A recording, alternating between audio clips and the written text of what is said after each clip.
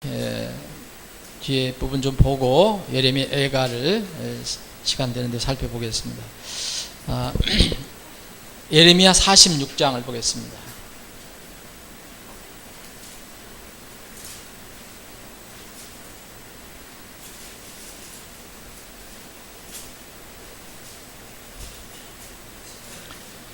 제가 예레미야 46장 27절 28절 봉독하겠습니다. 오 내 종 야곱아, 그러나 너는 두려워하지 말라. 오 이스라엘아, 놀라지 말라. 보라, 내가 너를 먼 곳에서부터 구원하며 내 씨를 그들의 포로된 땅에서부터 구원하리니 야곱이 돌아와서 안식하며 평안히 거할 것이요 아무도 그를 두렵게 하지 못하리라. 주가 말하노라. 오 내 종 야곱아, 너는 두려워하지 말라. 내가 너와 함께 하느니라. 내가 너를 쫓아내어 함께 거하게 한 모든 민족을 완전히 끝을 낼지라도 너는 완전히 끝을 내지 아니하리라. 그러나 내가 적절히 너를 바로잡을 것이요 전혀 벌하지 않는 채 두지는 아니하리라. 이 말씀은 하나님께서 이스라엘 민족과의 그 관계를 설명해 주시는 건데요. 신학적으로 우리가 신학적으로 다 잘 알아야 될 필요는 없지만 신학적으로 이게 성경을 이렇게 해석할 때 크게 두 가지로 이렇게 해석하는 게 있습니다. 이스라엘에 관련돼 갖고서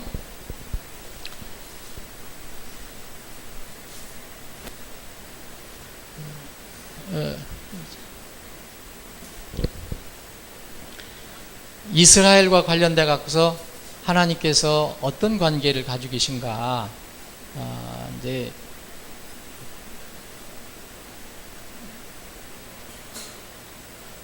두 가지 큰 그 신학의 지류가 있는데 저 위에 있네, 저 위에.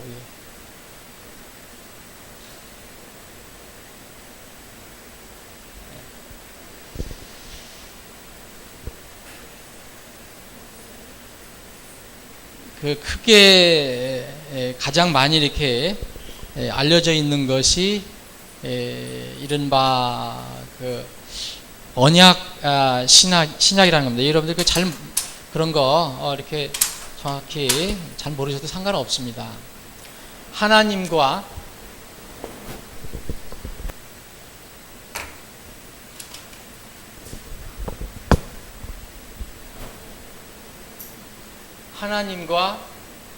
이스라엘과 관련되어 갖고서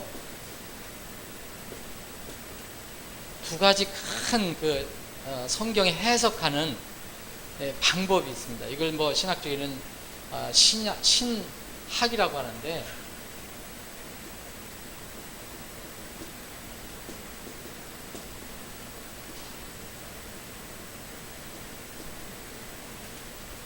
그 언약 신학이라고 얘기합니다. 이것은 이제 약속이라는 뜻이에요. 약속. 그래서 성경을 여기 창세기서부터 요한계시록까지 이스라엘에 관한 얘기가 나오거든요. 이제 이스라엘 민족을 어떻게 해석할 거냐에 대해서 성경에는 크게 두 가지로 이렇게 신학적으로 그렇게 나눌 수 있습니다. 이것은 뭐냐면 이스라엘은 구약에만 존재하고 신약에 와서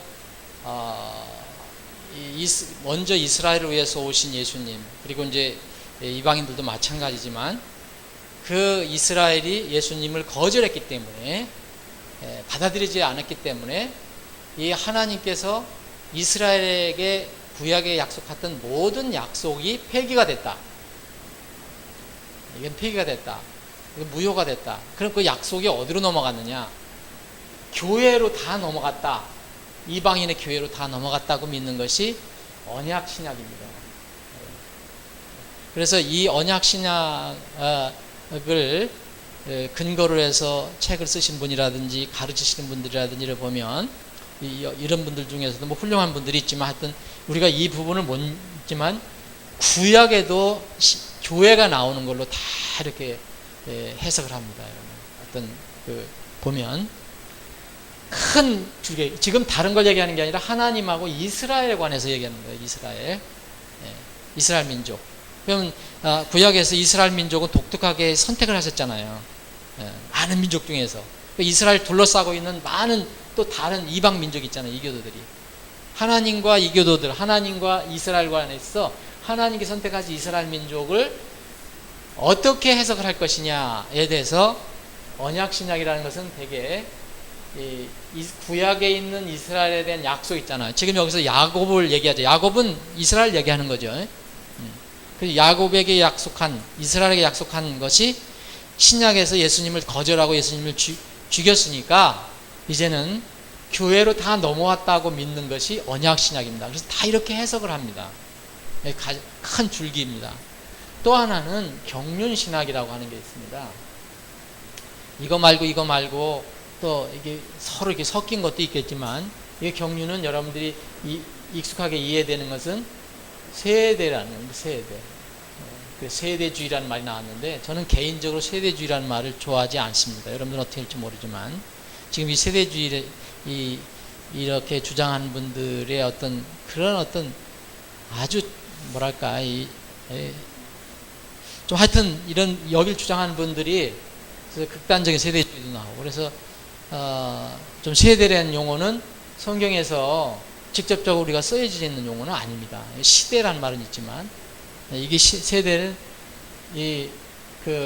영어로는 dispensation이라고 그래요.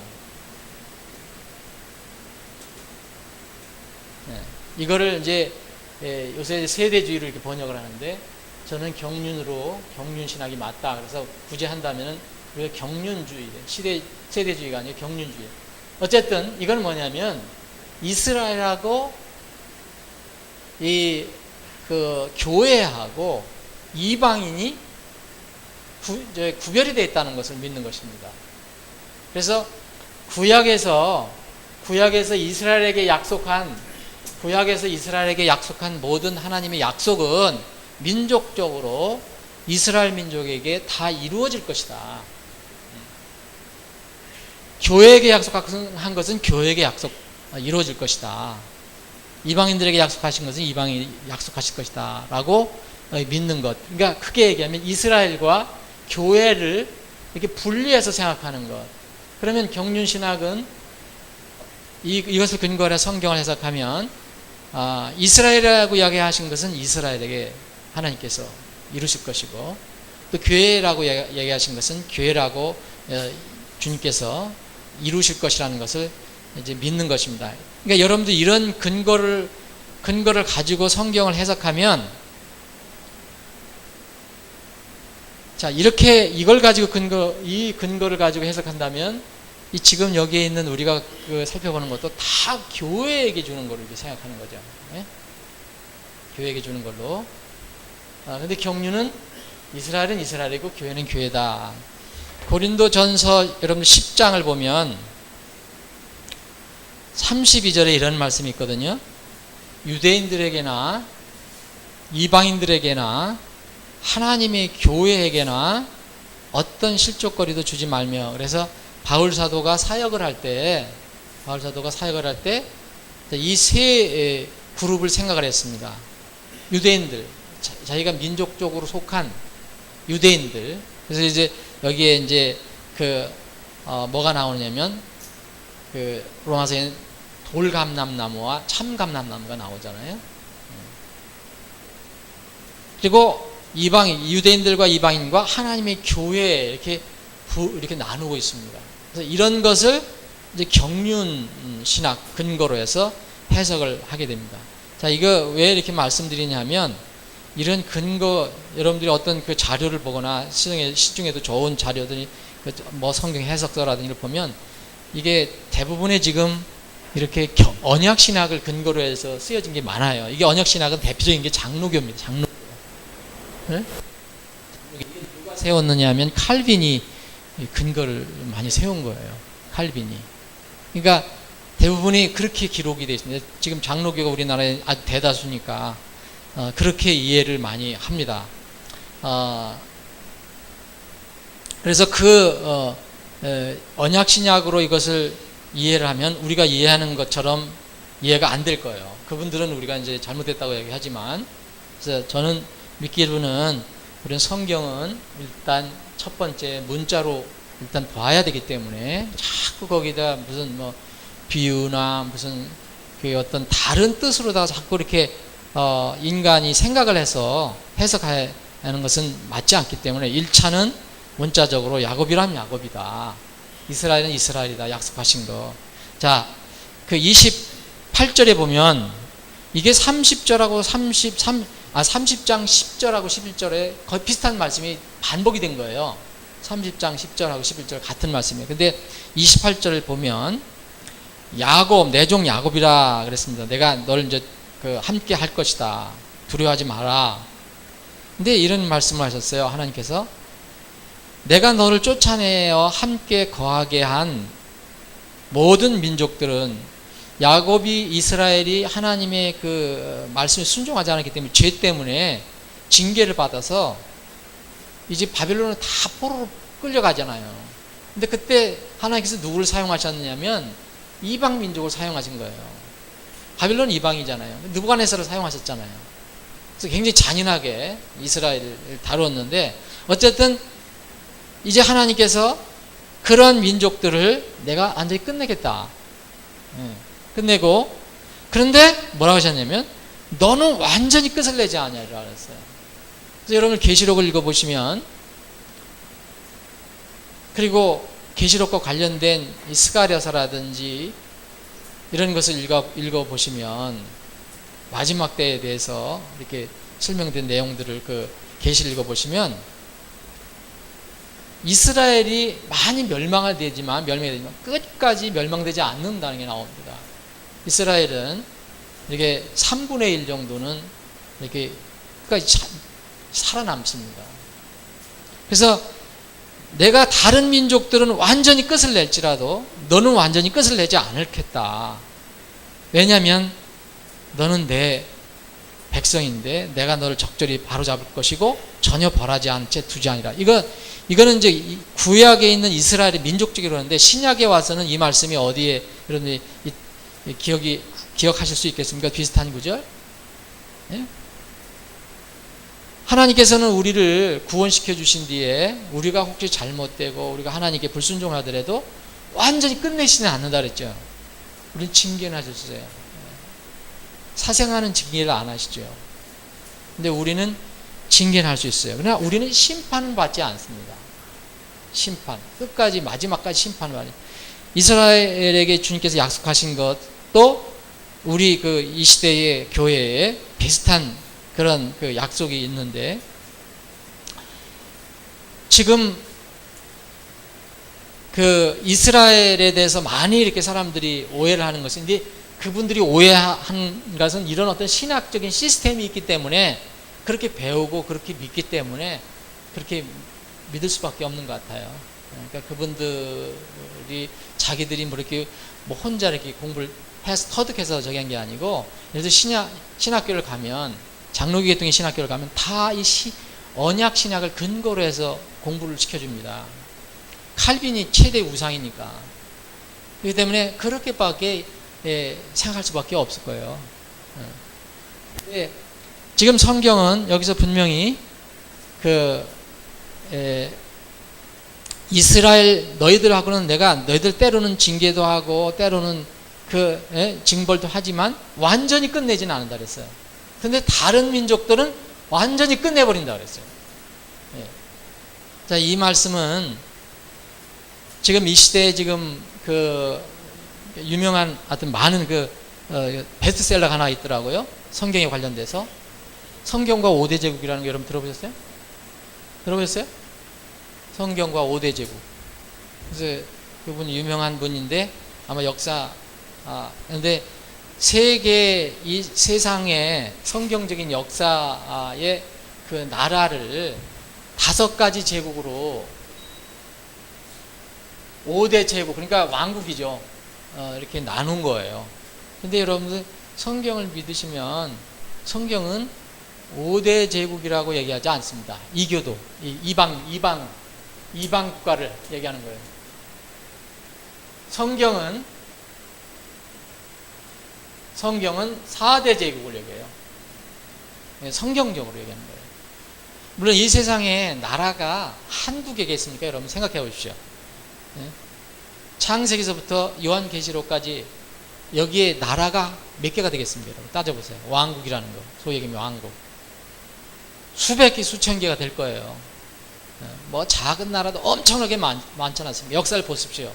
이 동남아 같은 데 여러분 역사 보면 조그만 왕국이 일어나고 또 죽고 소멸하고 엄청나요. 어쨌든 수백 개, 수천 개가 될 거예요.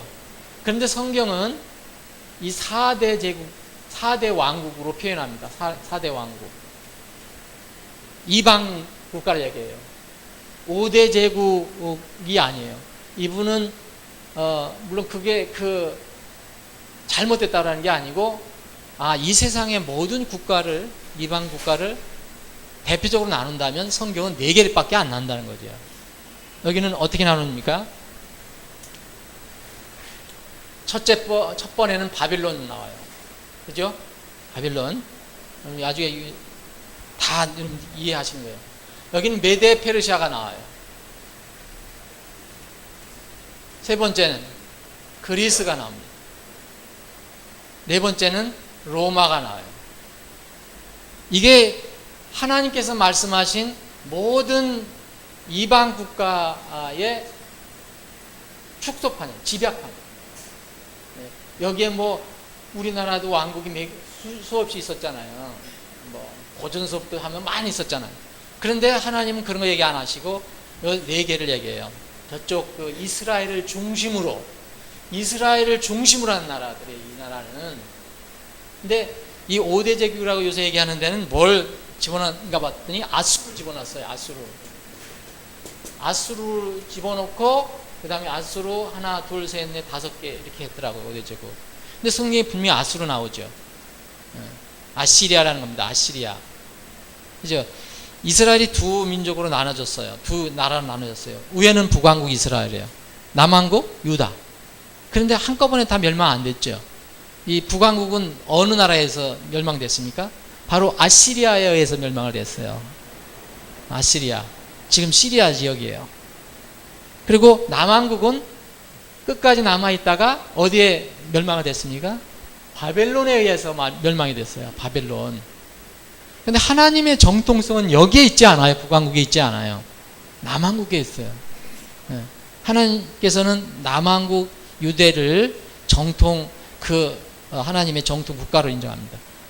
그래서 하나님께서는 아수르도 분명히 성경에 많이 나오지만 다니엘서 2장하고 7장을 보시면 이 모든 이스라엘 둘러싸고 있는 모든 다른 이방 국가를 4가지로 집약을 한다는 거죠. 이렇게 4가지로.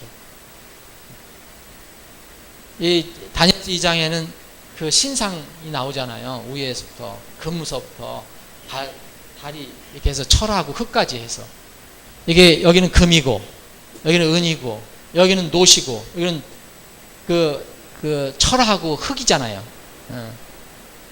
그리고 다니엘서 7장에 보면 여기는 이 바벨론은 그 사자로 나오고 그죠? 사자, 곰, 그리고 표범, 그리고 여기는 이름을 모르는 이빨을 가진 무서운 짐승, 이렇게 4가지 짐승으로 나와요.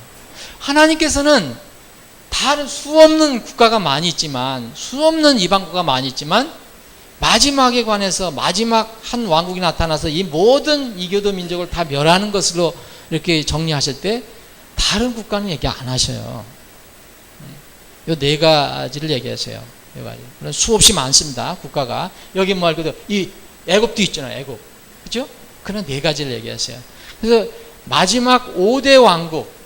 자, 5번째 왕국은 5번째 왕국이 바로 어떤 왕국입니까? 이건 영원한 왕국이라고 해서 사람이 만드는 왕국이 아니고 하나님이 하나님이 세운 왕국이라고 그래요. 그죠? 다니엘서를 보시면.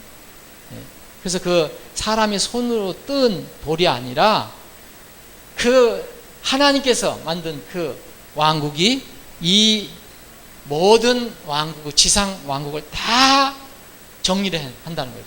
그 나머지 남은 왕국이 바로 이 왕국이에요. 이게 영원한 왕국. 그리스도께서 세우시는 왕국이라고 합니다. 다니엘서에서. 그러면 우리가 이 성경적으로 보면 모든 왕국을 얘기한다면 5왕국밖에 없어요. 바빌로니아, 메데페르시아, 그리스, 로마, 그리고 그리스도의 왕국. 이거는 영원하지 않은 거, 일시적 있는 거. 이거는 영원한 왕국. 근데 우리는 지금 여기쯤에 와 있단 말이에요. 근데 우리가 로마 왕국에 속했냐? 우리 로마 왕국에 속하지 않았죠. 그러나 이 로마가 멸망한 뒤에 모든 세계 민족에게 이 로마의 정신이랄까? 이런 것들이 다 스며들어가 있어요. 그럼 또 이 모든 왕국은 그 정신이 어떤 어디서부터 또 시작됐냐? 바빌론에서 시작됐다는 거예요. 바빌론은 특성이 뭐냐면 혼란이요, 혼란. 잡다하고 무질서하고. 그래서 마지막에 이 로마 제국이 바로 이 바벨론 제국의 특성을 가지고 있다는 거예요. 그래서 하나님께서 예수 그리스도께서 오셔서 그리스도의 왕국을 세울 때 마지막으로 멸망받는 왕국이 바로 로마 왕국인데, 새로 세워진 로마 왕국인데, 이것을 뭐라고 했느냐?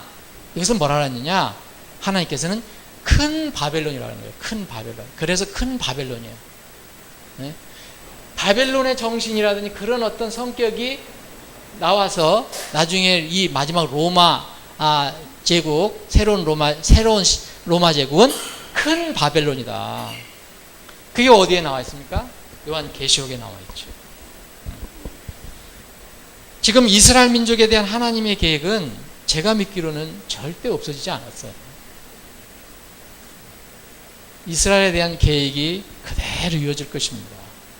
팔레스타인 지방에 주님께서 약속하신 것이 그대로 이루어질 것입니다. 그래서 천년왕국이 시작되면 이스라엘이 중심이 돼서 천년왕국이 진행될 거예요. 우리가 성경을 문자대로 믿는다면 천년왕국 때는 이스라엘 예루살렘이 수도가 됩니다. 예수님이 계신 지상을 통치하시는 수도가 될 거예요. 절대 한국이 동방 무슨 국가에서 여기 수도 되지 않습니다. 그건 착각하는 사람들이. 이스라엘 민족에 대한 하나님의 계획은 절대 바뀌지 않았다. 그걸 믿는 것이 소위 이야기하면 하나님의 경륜을 믿는 거예요. 근데 언약이라는 것은, 언약신학은 이걸 다 무시하고 교회로 넘어왔다. 그래서 교회밖에 없다라고 생각합니다. 교회 물론 중요합니다. 그러나 교회와 이스라엘은 민족적으로 또 성격적으로 다릅니다.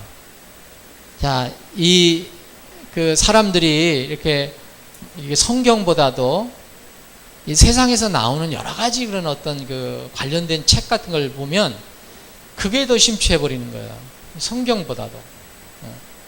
그러니까 주의할 거예요. 우리가 이 세상에 있는 책을 마음대로 이렇게 우리가 읽는 자유지만은 그것들이 성경의 가르침을 자꾸 이렇게 훼손하는 것이 있다면 우리가 주의를 이렇게 해야 됩니다.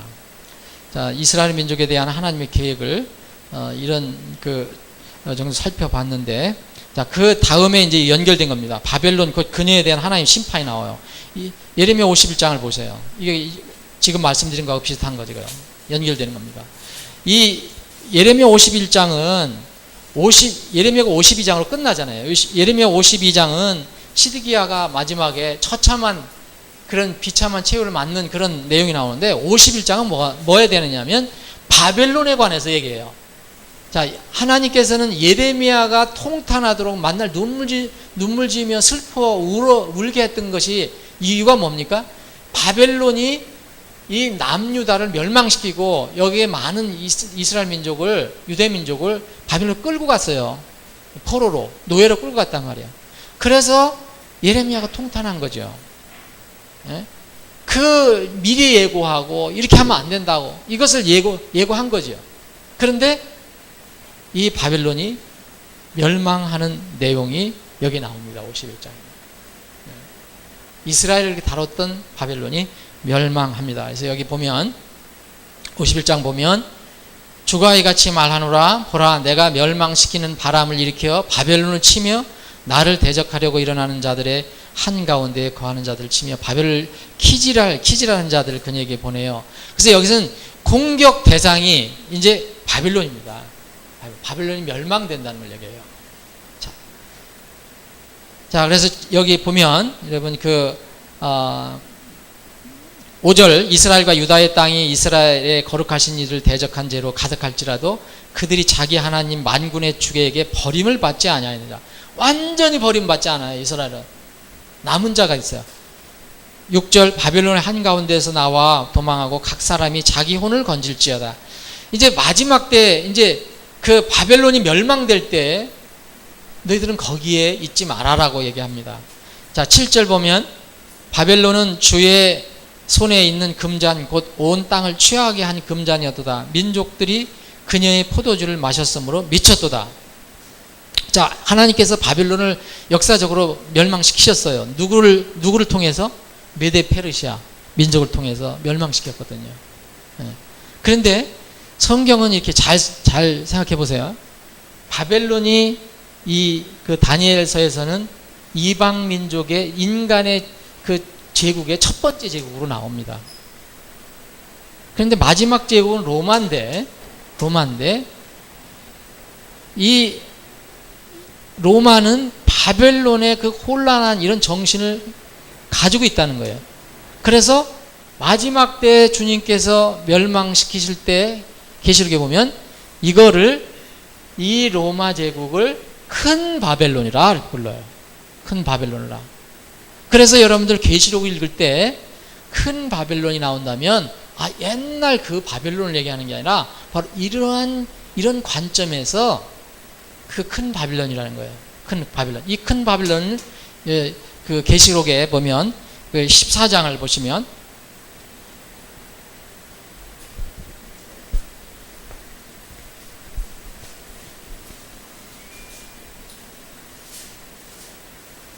자, 이제 계시록 14장에서부터 이제 바벨론 이야기가 나옵니다.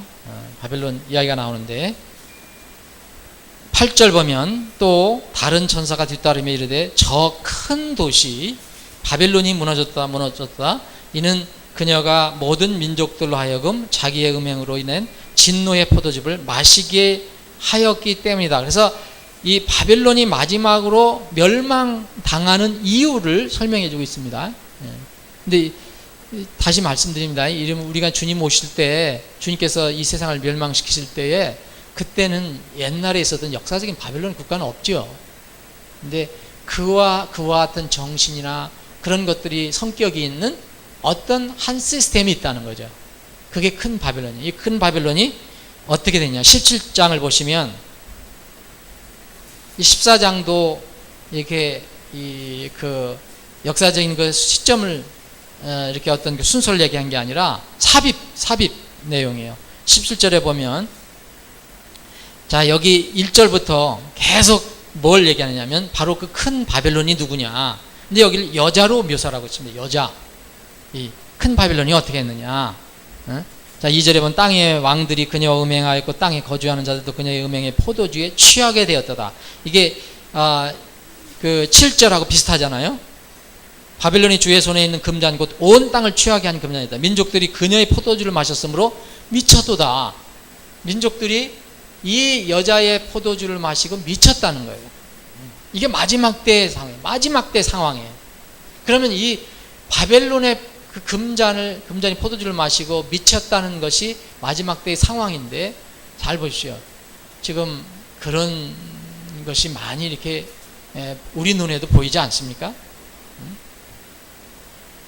그래서 이 여자가 신성을 모독하고 자기를 사절에 보면 꾸미고 온갖 금은 보석으로, 그러니까 재물은 다 가지고 있죠.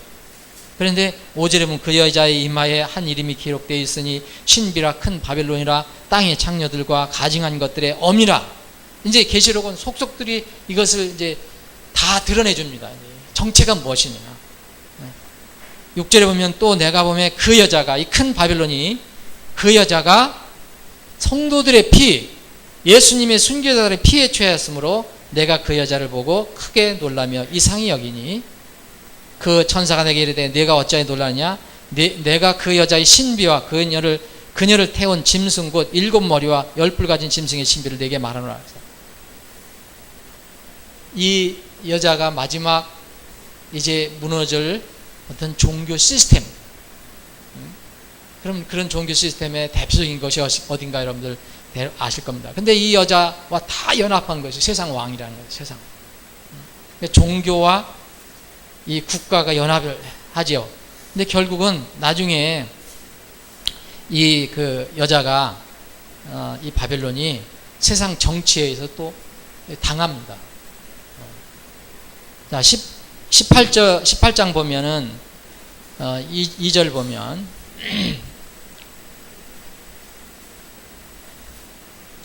그가 우렁찬 음성으로 힘차게 외쳐 이르되 저 큰 바벨론이 무너졌도다 무너졌도다. 그녀가 마귀들의 거처가 되고 온갖 더러운 영의 요새가 되며 온갖 부정하고 가증한 새들의 집이 되었도다. 모든 민족들이 그녀의 음행으로 인한 진노의 포도즙을 마셨고 또 땅의 왕들이 그녀와 음행하였으며 땅의 상인들도 그녀의 넘치는 사치로 말미암아 치부하였도다 하더라. 또 내가 들으니 하늘로부터 또 다른 음성이 나서 이르되 내 백성아 너희는 그녀에게서 나와 그녀의 제들에 참여하는 자가 되지 말고 그녀가 받을 재앙들을 받지 말라. 그녀의 제들이 하늘에까지 닿았고 하나님께서 그녀의 불법들을 기억하셨느니라.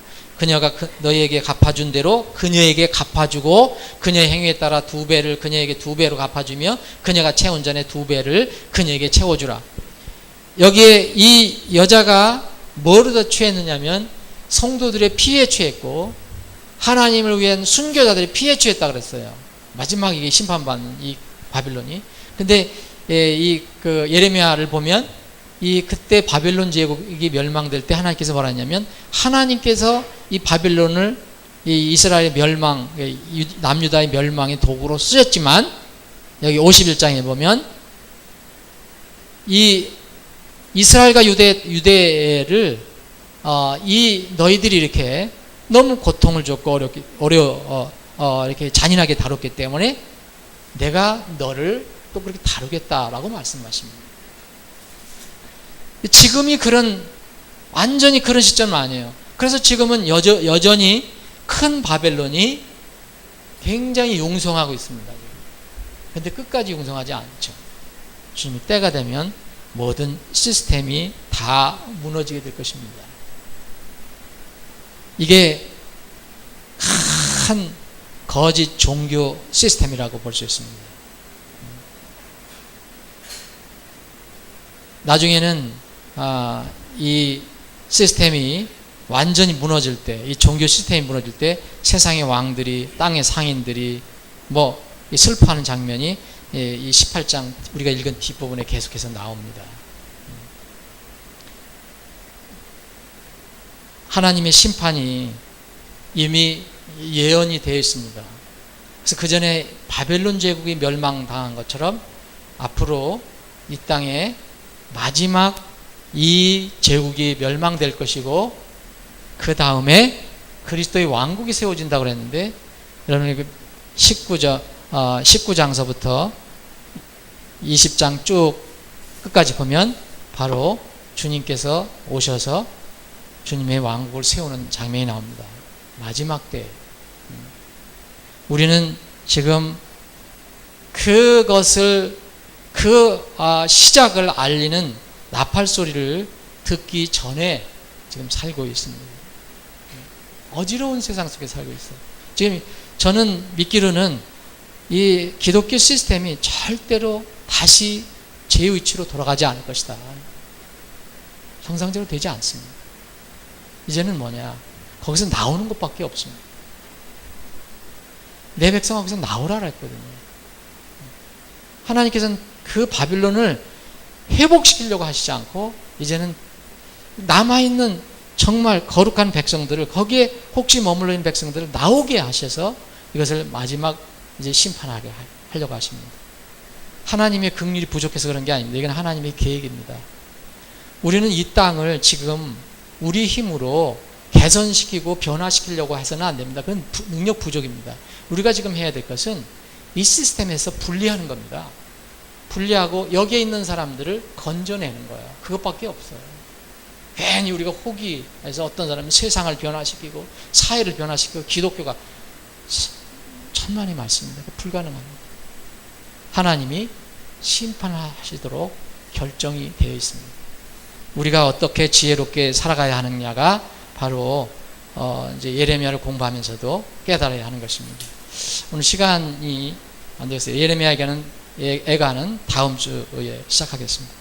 아버지 하나님, 오늘도 모이게 하시고 또 하나님 말씀을 서로 상고할 수 있는 그런 믿음을 허락해 주심을 감사합니다. 이 시간 이후로 진행되는 모든 절차와 시간에 함께 해주시고 이 절차에서 시간에서 주님 홀로 영광 받아주시길 원합니다. 우리가 이렇게 모이고 함께 주님을 찬양하고 경배하는 함께할 일도 그날도 그렇게 많이 있는 것 같지 않습니다. 주님께서 오셔서 이 땅을 심판하실 때는 이제는 더 이상 우리가 이렇게 모일 수가 없습니다. 주님, 우리에게 맡겨주신 사명과 그 소명을 늘 잊지 않게 하시고 주님께서 우리를 부르시는 그날까지, 나팔소리가 불려질 그날까지 우리에게 주신 능력 가운데 우리가 최선을 다해서 그 사명을 감당할 수 있게 하여 주옵소서. 오늘도 그것을 결단하고 또 하나님께 감사하는 우리 주의 백성들이 모여서 함께 찬양하고 경배할 때 참으로 우리에게 큰 은혜가 되게 하시고 말할 수 없는 평화와 기쁨이 이 모임 가운데 있게 하여 주시옵소서.